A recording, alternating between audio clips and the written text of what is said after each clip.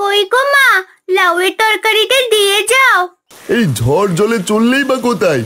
আমি গ্রাম ছেড়ে চলে যাচ্ছি। ভালো থাকেন আপনারা। আমার যে খুব কষ্ট হচ্ছে। কি রে হারান, লাউ নিয়ে চললি কোথায়? আহ, কি মজা লাউয়ের তরকারিটা। এত বড় লাউ ধরেছে গাছে। এই গাঙের পাশে আমি লাউ চাষ করব।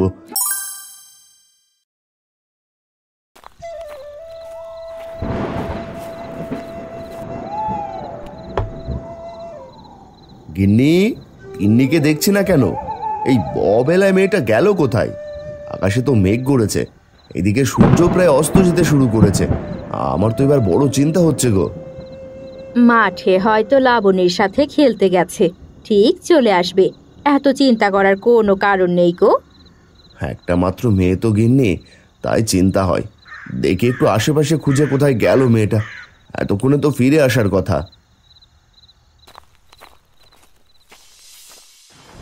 দেখ লাবণী, আকাশে মেঘ করেছে। খেলা করতে করতে বাড়ি যাবার কথা ভুলেই গিয়েছি। তাই তো, ঝড় উঠবে মনে হয়। চল তাড়াতাড়ি বাড়িতে যাই, বাড়িতে আবার চিন্তা করবে। কথা বলতে না বলতে আকাশ ভেঙে ঝমঝম করে বৃষ্টি শুরু হয়। লাবণী আর তিন্নি দৌড়ে একটা লাউ গাছের মাচার নিচে আশ্রয় নেয়। ওপরবেলায় জানে মেয়েটা গেল কোথায়।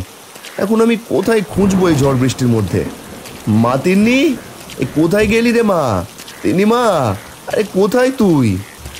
এই যে হারান, এত ষাঁড়ের মতো চিৎকার করছো কেন? এই ঝড় জলে চললেই বা কোথায়? হারুদা, সন্ধে হয়ে গেছে, মেয়েটা এখনো ঘরে ফেরেনি, তাই খুঁজতে বের হয়েছে। আমাকে তুমি নিশ্চয়ই চেনো, আমি মোড়লের খুব ঘনিষ্ঠ লোক। সারা গায়ে আমার কত নাম যশ। তোমার মেয়ের কিচ্ছু হবে না। চিৎকার করে লোক জড়ো করার চেষ্টা করো না। তুমি এখন ফিরে যাও, আমি দেখছি কি করা যায়। ঠিক আছে হারুদা, আমি ঘরে ফিরে যাচ্ছি। হ্যাঁ, যাও যাও। হারুর কথা শুনে হারান বাড়ির দিকে যাত্রা শুরু করে। তোর মেয়ে জলে ডুবে মরুক, বাঘের পেটে থাকুক, আবার কিছু আসে যায় না। সারাদিন বড্ড খাটুনি গেছে, ঘরে গিয়ে বিশ্রাম করতে হবে। বৃষ্টির দিনে গিন্নি বোধহয় লাউ আর খাসির মাংস রান্না করেছে। আহা, তাড়াতাড়ি পা চালাই।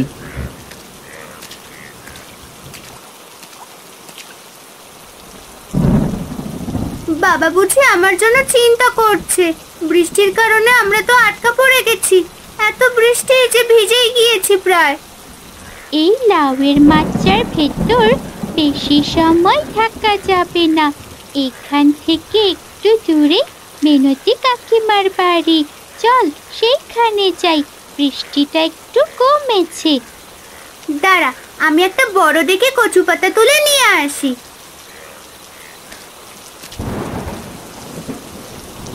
কতবার তোমাকে বললাম তোমার ভাইয়ের মেয়ের সাথে আমার মেয়েটা যেন না মেশে, তার জন্য একটা ব্যবস্থা করো। তুমি কি কোনো কথা রাখো আমার? এখন বৃষ্টির ভেতর মেয়েকে খুঁজে নিয়ে এসো, যাও। গিন্নি, এই ছোট বিষয় নিয়ে এত চড়ছো কেন? এই তো সন্ধে হলো মাত্র, মেয়ে ঠিক ফিরে আসবে।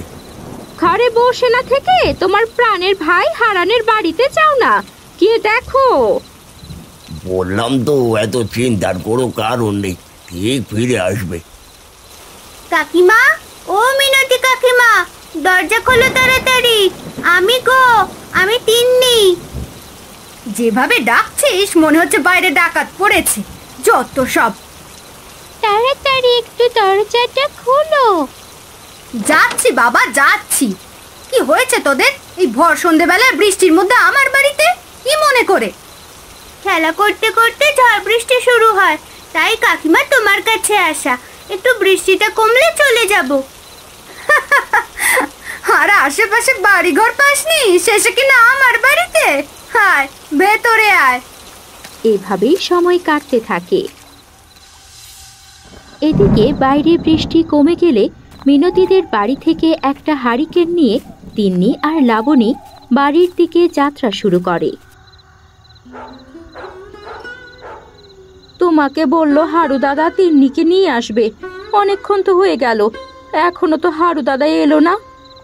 এখন তো আমার ভয় করছে, কোনো বিপদ হলো না তো মেয়েটার? সন্ধ্যা হয়ে গেল যে। হারু দাদা তো নিজে আমাকে ঘরে ফিরে আসতে বলল, তার কথা কি করে অমান্য করি? তাই তো ঘরে ফিরে আসা। আমি একটু বাইরে বেরিয়ে দেখি।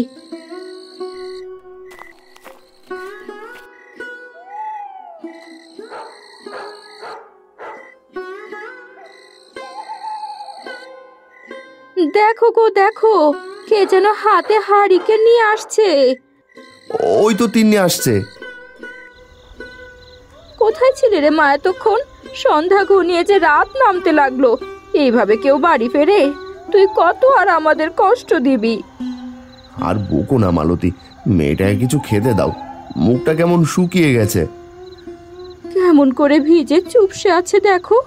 আর দাওয়ায় দাঁড়িয়ে থাকতে হবে না, ঘরে আয়, কাপড় পাল্টিয়ে খেয়ে নে। তিন্নি মন খারাপ করে ঘরে যায়। এরপর রাতের খাওয়া শেষ করে সকলে ঘুমিয়ে পড়ে।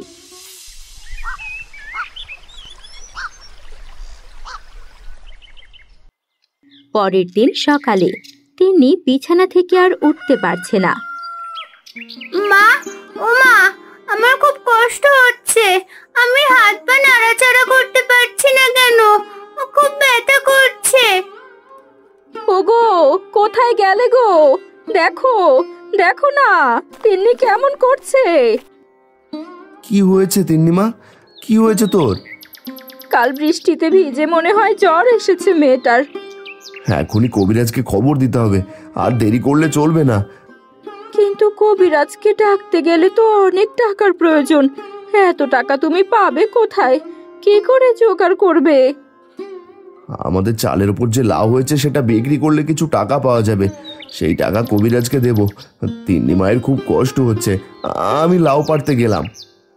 হারান মাচার উপর থেকে অনেক কষ্ট করে লাউ পাড়ে, আর সেই লাউ একটা ঝুড়িতে করে বাজারের দিকে যাত্রা শুরু করে। মা, আমার খুব কষ্ট হচ্ছে। আমি কি আর বাঁচবো না? সে কথা মুখে আনিস না মা, তুই ভালো হয়ে যাবি দেখিস। তোর বাবা কবিরাজ ডাকতে গেছে, একটু পর কবিরাজ মশাই আসবেন। কবিরাজ এলে তুই একদম সুস্থ হয়ে যাবি। একটু ধৈর্য ধর মা আমার। জানি না মেয়েটা কেমন আছে। হে সৃষ্টিকর্তা, মেয়েটাকে তুমি একটু দেখে রেখো, মেয়েটাই যে আমার পৃথিবী। দেখো দেখো, হারান দাদা কান্না করতে করতে বাজারের দিকে যাচ্ছে। কি হয়েছে হারান দাদার, কিছু জানো? খবর কিছু শোনোনি তুমি? সংসারের চাপে সব সময় ব্যস্ত থাকি, এত খবর কি রাখতে পারি? হেয়ালি না করে বলো দেখি দাদা। হারানের মেয়ের বদ নজর লেগেছে। কি সব কথা বলো গদাইদা, বদনজর বলে কিছু হয় নাকি? হয় হয়, সব হয়। তুমি বললে আমি বিশ্বাস করবো নাকি? খেলতে খেলতে বৃষ্টিতে ভিজেছে, তাই অসুস্থ হয়েছে। তাহলে লাবণীর কেন কিছু হলো না? তার সাথে আমার মেয়েও ছিল।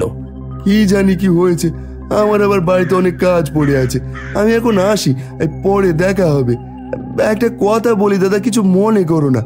নিজের ভাইয়ের মেয়েকে কোথায় গিয়ে সাহায্য করবে, আর তা না করে অলক্ষণে কথা বলছো। তোর এত মাতব্বরি করতে হবে না, যা যা বাড়ি যা।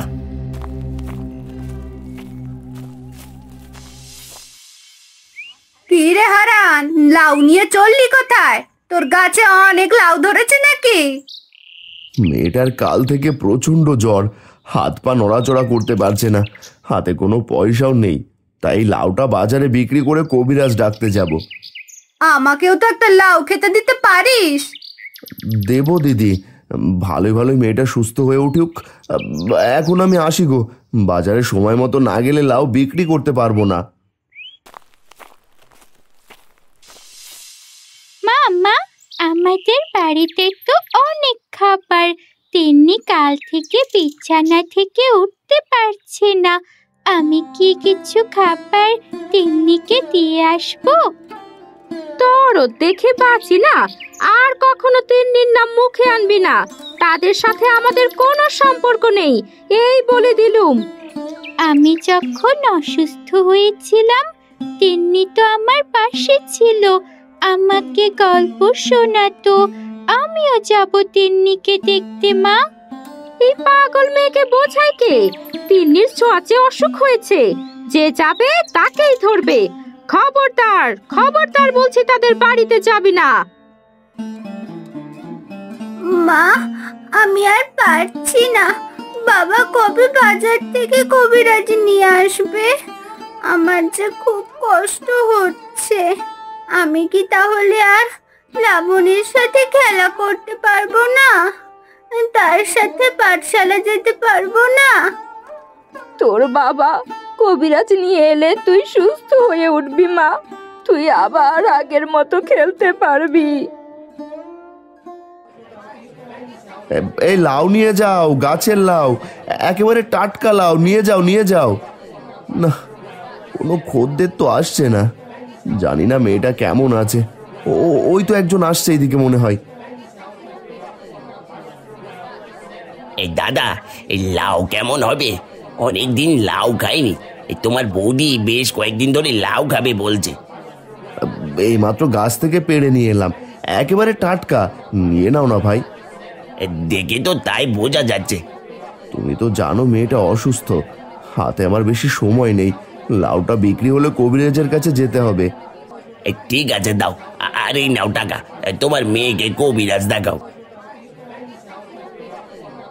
হারানকে লাউয়ের টাকা দিয়ে গোলুই লাউ নিয়ে বাড়ির দিকে যাত্রা করলো। কিছু দূর যেতেই গোলুই লাউয়ের দিকে তাকিয়ে দেখতে পেল, এ কি, একটু আগে তো লাউটা ভালো ছিল, এত অল্প সময় লাউটা শুকিয়ে গেল কেন? তাহলে কি হারান দাদা আমার সাথে প্রতারণা করলো? হারান দাদাকে আমি এত বিশ্বাস করতাম, এই ছিল হারান দাদার মনে? ছি ছি ছি ছি ছি ছি, আমি মোড়ল মশাইয়ের কাছে নালিশ ঠুকবো, আমায় পচা লাউ দিয়েছে।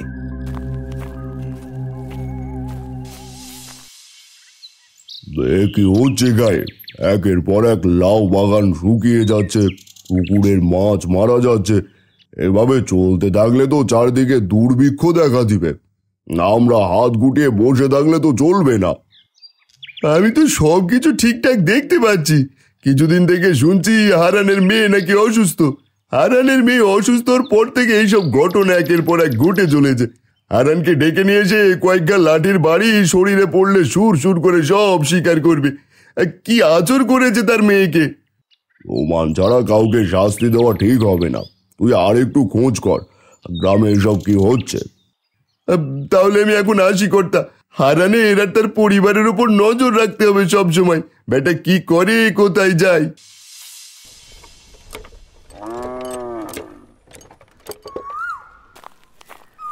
গুলুই দাদা, এত তাড়াহুড়ো করে চললে কোথায়? আর তোমার হাতে লাউ কোথায় নিয়ে চললে? খুব আশা করে একটা লাউ বাজার থেকে নিয়েছিলাম হারানের কাছ থেকে।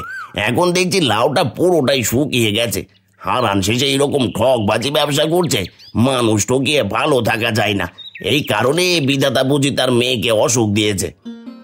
বলো কি গুলুই দাদা, হারান দাদা তোমায় ঠকিয়েছে? এটা বিশ্বাস করার মতো না।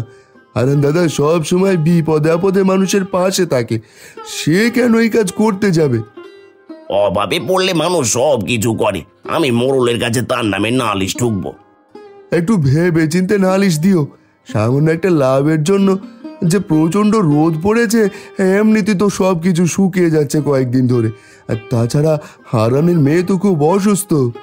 আজ না হয় কাল হারানের নামে নালিশ যাবে, আমি বলে রাখলাম। এই তুমি দেখে নিও।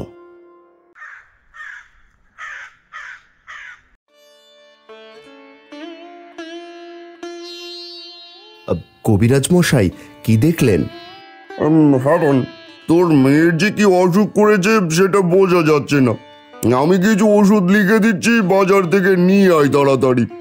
মেয়ের শরীর খুব দুর্বল, তাকে মাছ মাংস কিনে খাওয়াবি, আর সবজি বেশি করে খাওয়াতে পারলে ভালো। এখন আমি চলি।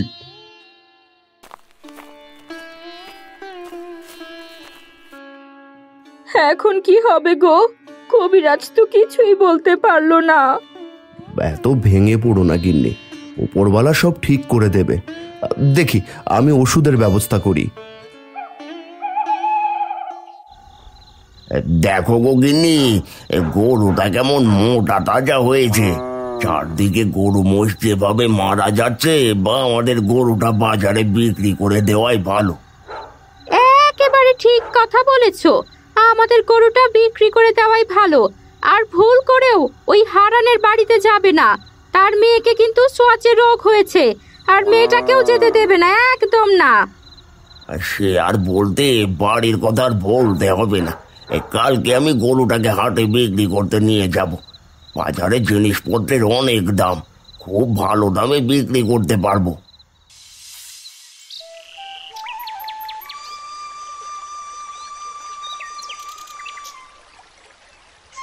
পরের দিন সকাল হতেই গদাই গরু নিয়ে বাজারের উদ্দেশ্যে রওনা হলো। হারানের মেয়ে তো খুব অসুস্থ, একবার দেখে গেলে কেমন হয়? না হলে মানুষজন কি বলবে? আর না দেখেই তো নানান কথা বলে বেড়াচ্ছে। যাই, হারানদার বাড়িতে যাই। হারান্দা, হারান্দা, বাড়িতে আছো নাকি?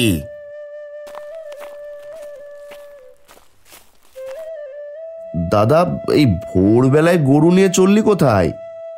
এই চারিদিকে যেভাবে পশু পাখি মারা যাচ্ছে, গরুটা রাখার নিরাপদ মনে করছি না, তাই বাজারে বিক্রি করতে নিয়ে যাচ্ছে। আর তোর মেয়ের শরীর এখন কেমন আছে? কবিরাজ কি বললো? কবিরাজ কিছু ওষুধের নাম লিখে দিয়েছে, আর ভালো মন্দ খাওয়াতে বলেছে। আমি এখন আসি, বাজারে যেতে হবে, গরু বিক্রি করতে হবে। সময় মতো না গেলে যে ভালো খদ্দের পাবো না। আমি চললাম রে।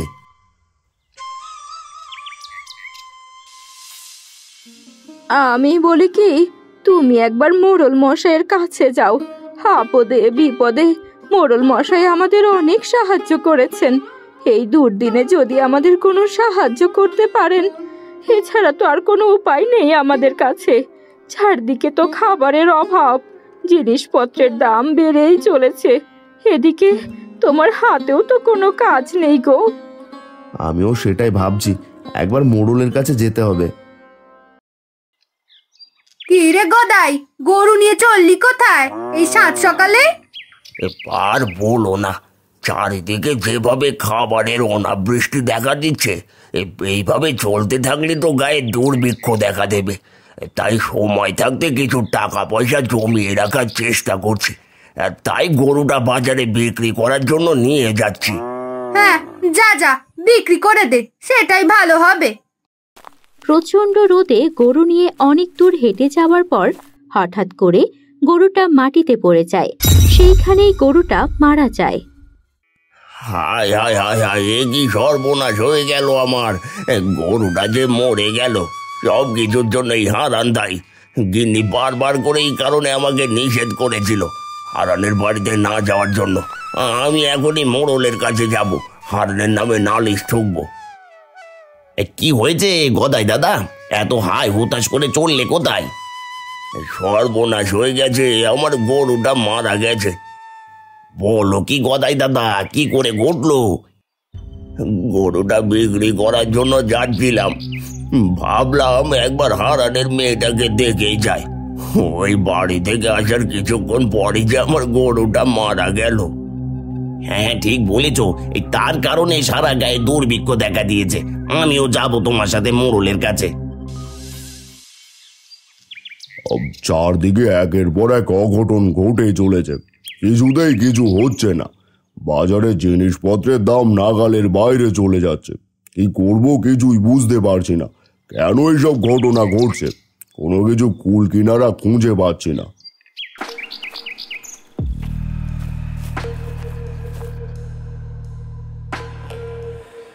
হারান, হারান, এই সবের জন্য হারান দায়ী।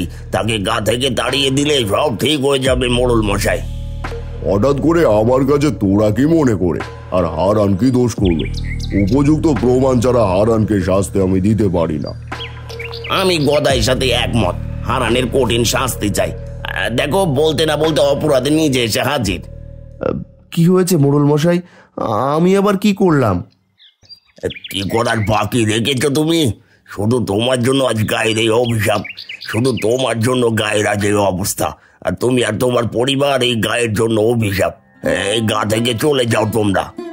স্ত্রী সন্তান নিয়ে আমি এবার যাব কোথায়? আমার মেয়ে অসুস্থ, আমি তো কারো ক্ষতি করিনি কখনো। শোন হারান, আমার যে উত্তর দিকের জমিটা আছে সেইখানে ছোট্ট একটা কুটির বানিয়ে থাক কয়েকটা দিন। তোকে এই গায়ের মানুষ আর দেখতে চায় না। তুই তো জানিস আমি গ্রামের মোড়ল, সবার কথাই শুনতে হয়। এসেছিলাম আমার মেয়ের ওষুধ কেনার জন্য কিছু টাকা ধার চাইতে, এদিকে আমাকে গ্রাম থেকেই তাড়িয়ে দিলে। কারো কোনো ক্ষতি না করে আমি শাস্তি পাচ্ছি। বেশ, আমি গ্রাম ছেড়ে চলে যাচ্ছি। ভালো থাকেন আপনারা।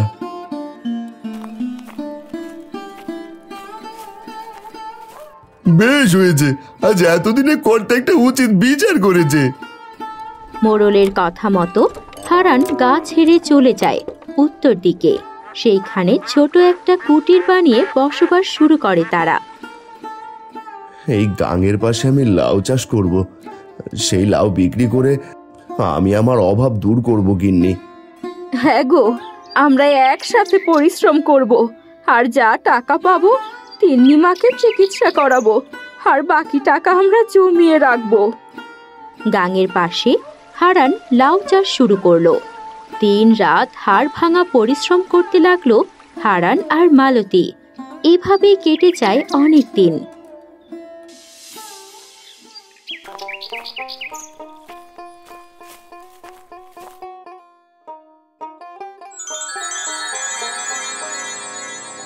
কি দেখছি আমি? এত বড় লাউ ধরেছে গাছে, আর চারদিক তো লাউ দিয়ে ভরে গেছে। হারুদা নাকি? এই কাঠ ফাটা রোদে যাচ্ছ কোথায়? বসে একটু জিরিয়ে নাও।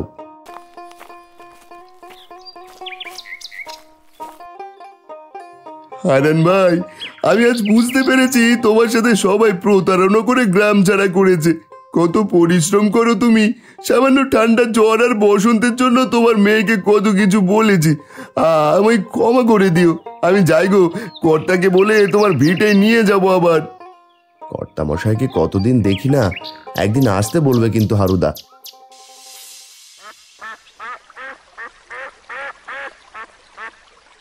কই গো মা, লাউয়ের তরকারিটা দিয়ে যাও। এই যে মা, নে খেয়ে নে তো।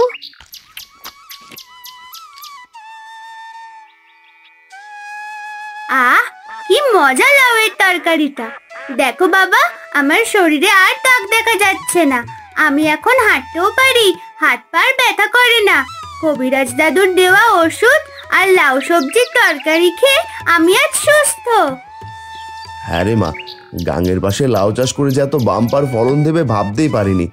লাউ বিক্রি করে তো চিকিৎসা করলাম, তোদের দুবেলা পেট ভরে খেতে দিতে পারলাম। এটাই যে আমার সুখ রে মা। চলো বাবা, আমরা গায়ে ফিরে যাই। কতদিন লাবণীর সাথে খেলা করিনি। গায়ের মানুষ না খেয়ে মরতেছে, আমাদের উচিত তাদের পাশে দাঁড়ানো। আমাদের কাছে তো লাউ অনেক ধরেছে, এইগুলো পাশের গায়ে বিক্রি করে আমাদের তাদের পাশে দাঁড়ানো উচিত। তারা যেমনই হোক, আমরা তো নিষ্ঠুর হতে পারি না। তুমি কি বলো? তুমি ঠিকই বলেছো গিন্নি। আমি আজ সমস্ত লাউ তুলে নিয়ে পাশের গ্রামের হাটে বিক্রি করে আসবো, আর কালই যাব ছেড়ে আসা আমাদের গায়ে।